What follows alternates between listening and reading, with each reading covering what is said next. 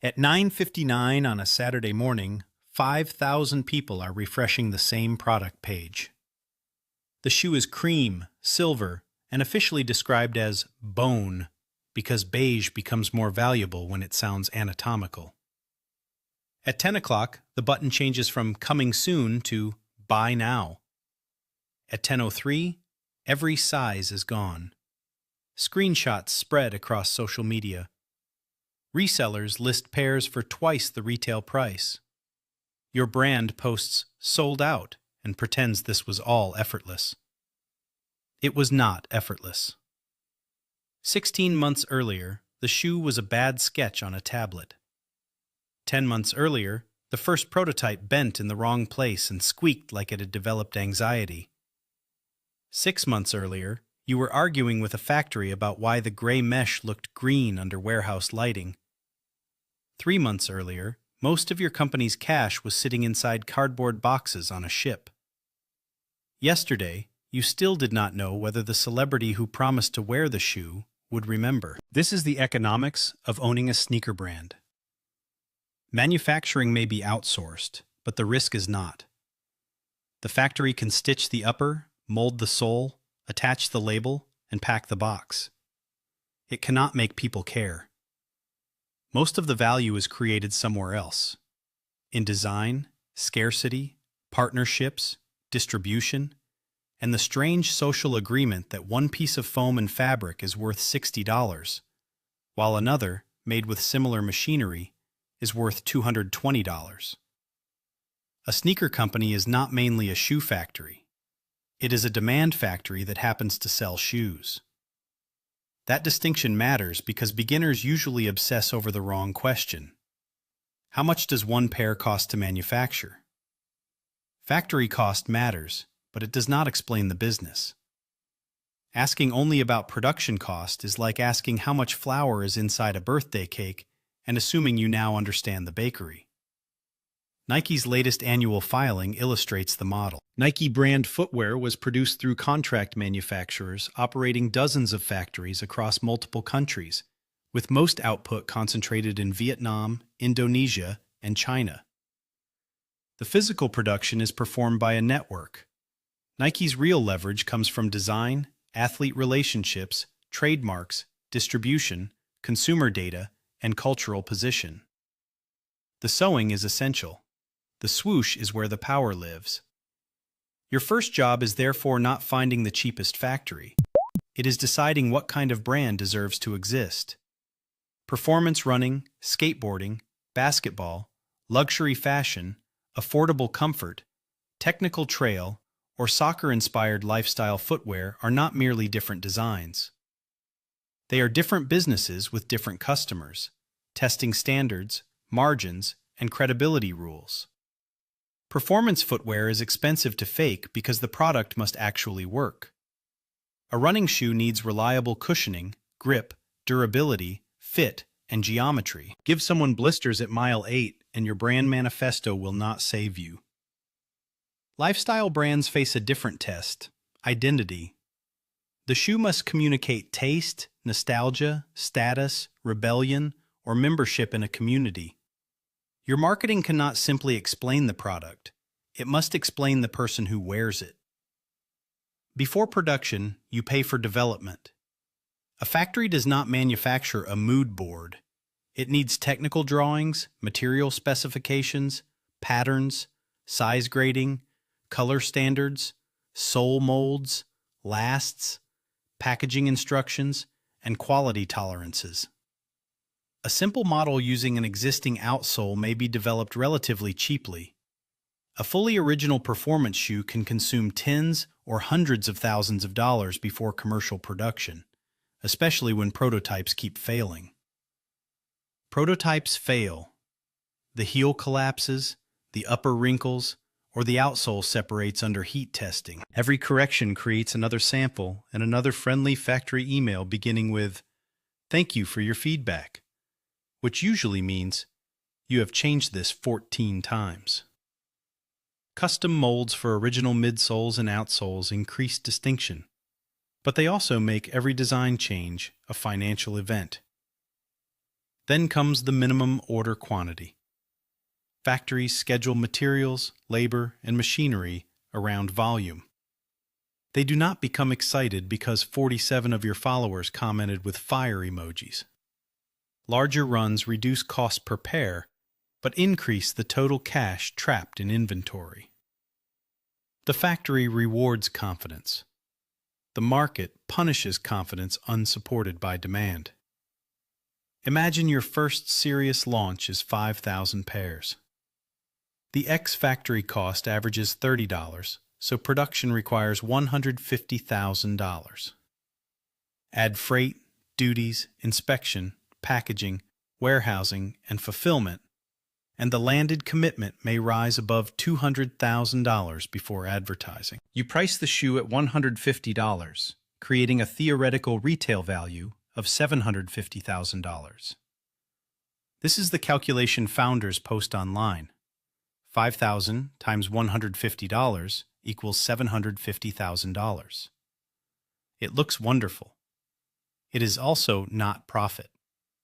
Some pairs become samples, influencer gifts, replacements, defects, or dead stock. Paid content and advertising consume cash. Payment processing takes a percentage. Customers return the wrong sizes. Warehousing continues every month. Your website needs software, your team needs salaries, and the photographer still wants money despite being told the project offers excellent exposure. A launch that appears to generate hundreds of thousands of dollars can produce a modest profit, break even, or lose money while looking extremely successful on Instagram. Channel strategy decides how much of the retail price you keep.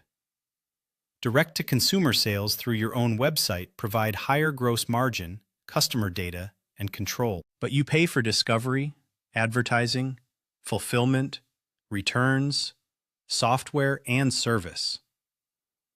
Wholesale may give you roughly half the eventual retail price, yet the retailer provides foot traffic, physical try-on, credibility, and part of the inventory risk. The 2026 market is reminding brands not to treat wholesale as obsolete. In Nike's fiscal third quarter, wholesale revenue increased while Nike Direct declined. On reported strong first quarter growth in both DTC and wholesale. The useful model is not website or retailer. Strong brands use both, direct sales for margin and customer relationships, wholesale for reach, legitimacy, and scale. Scarcity can protect pricing and make a young brand look larger than it is. Produce 1,000 pairs and sell them all, and customers see success. Produce 10,000 and sell the same 1,000, and your warehouse sees a hostage situation. But scarcity is a tool, not a personality. Brands often confuse being unavailable with being desirable. A restaurant with no food is not exclusive. It is closed. Tiny releases can create urgency, but if customers fail repeatedly, they eventually stop trying. The best scarcity creates conversation without training the audience to believe your product is impossible to buy. The resale market acts as a public scoreboard. In 2026, Nike, Jordan, Adidas, New Balance, and Asics remain major names, but sneaker culture is more fragmented than during the era when a few retro basketball models controlled almost every conversation. StockX data shows continued strength among legacy brands, while demand spreads across performance, technical, recovery, and emerging labels. Nike and Jordan resale prices showed signs of recovery, but there is no longer one universal definition of hype. That is the central 2026 trend for a new owner. Taste has become decentralized. Trends form inside running clubs, football culture, music scenes, women's fashion content, trail communities, vintage forums, and resale platforms simultaneously. You do not need to defeat every global brand. You need to become unusually relevant to one specific community. Unfortunately, that community has group chats and will notice if your story is fake. The product trends reflect this fragmentation. Slimmer, low-profile shoes continue to challenge the chunky silhouettes of earlier years. Soccer-inspired styling has accelerated around the global football calendar, bringing terrace trainers, indoor shoes, retro cleat details, and jerseys into everyday fashion. Ballet, Mary Jane, and sneaker hybrid designs are expanding. Recovery footwear and foam slip-ons are growing because customers want products for the hours around exercise, not only the exercise itself. Technical running models continue crossing into lifestyle wear, while mesh, suede, satin, and natural fiber textures give familiar shapes a new reason to exist. This is good news for a small company. A giant brand needs a trend large enough to move billions. You need a trend large enough to sell one production run. A niche too small for Nike may support your entire business. The danger is speed. By the time you notice a trend, approve samples, book production, ship inventory, and launch, the internet may have completed 2 nostalgia cycles and decided everyone should dress like competitive bowlers. Fast development means reducing indecision, testing demand early, and using digital tools and AI to shorten expensive development cycles. The technology can generate 300 outsole concepts before lunch. It cannot tell you which one people will still want after dinner. Celebrity partnerships can compress years of attention into one launch. They can also set money on fire while a famous person wears your competitor's shoe. You may pay a fixed fee, royalties, equity, or share creative control, which sounds exciting until release week, when the celebrity decides the collection should become purple. The best partnerships transfer identity, not merely reach. StockX's 2026 reporting showed how a Bad Bunny Adidas model benefited from a major cultural moment. The event became part of the shoe's value. A smaller creator with real authority inside a niche may still outperform a global star whose followers barely notice the post.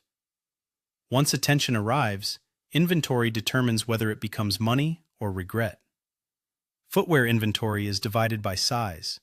Selling 80% of a release may mean the popular sizes disappeared, while your warehouse contains a small civilization of size 14. Discounting leftovers can weaken the model's perceived value. Holding them costs money. This is why size curves, pre-order data, regional demand, and disciplined reorders matter more than the founder's belief that everyone wears the same size as the founder. Returns and defects quietly eat the margin. Every online buyer is conducting a small experiment with your size chart, while reverse shipping, inspection, repackaging, and delayed inventory cost real money. Fit guidance and product education are therefore cost controls. So are independent inspections and wear tests. Early customers will photograph glue marks, compare stitching, and debate whether the toe box is correct. They are demanding, but they are also doing your marketing for free.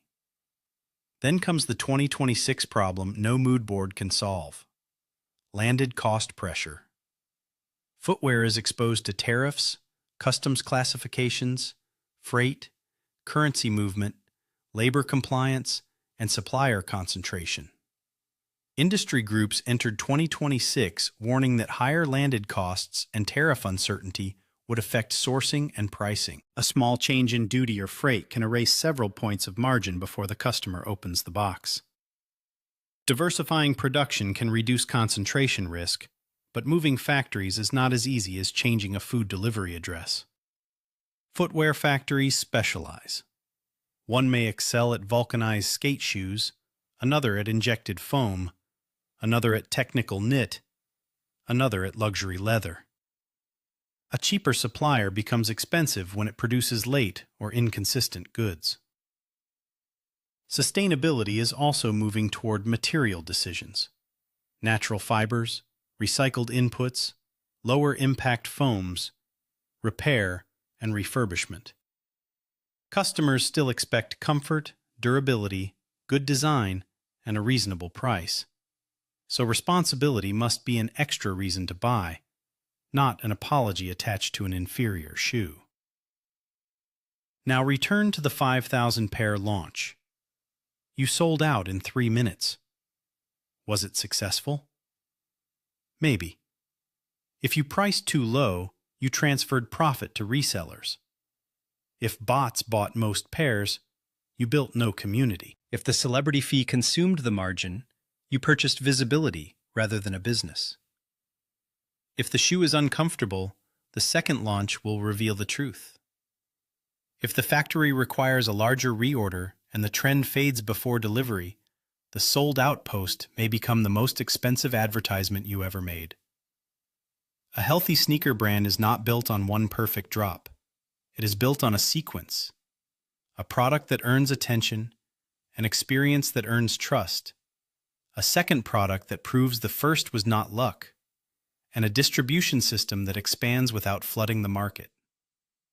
The company must know when to restock, when to retire a colorway, when to enter wholesale, and when a collaboration adds value instead of borrowing it. The mature economics can be attractive. Premium footwear brands can produce strong gross margins because retail prices sit far above factory cost, especially through direct channels. Unfiltered 2026, targeting a gross margin above 60% while growing both DTC and wholesale. But gross margin is not net margin. Marketing, payroll, logistics, retail, returns, technology, endorsements, and inventory write-downs stand between those numbers like security outside a nightclub. The real asset is brand heat, combined with operational discipline. Heat without discipline produces sold-out launches and empty bank accounts. Discipline without heat produces excellent inventory reports for shoes nobody wants. A minimal private label experiment might begin with tens of thousands of dollars. A credible original label may require several $100,000, while a technical performance company can consume millions before reaching scale. And yes, finance will still ask why the campaign needs a fog machine.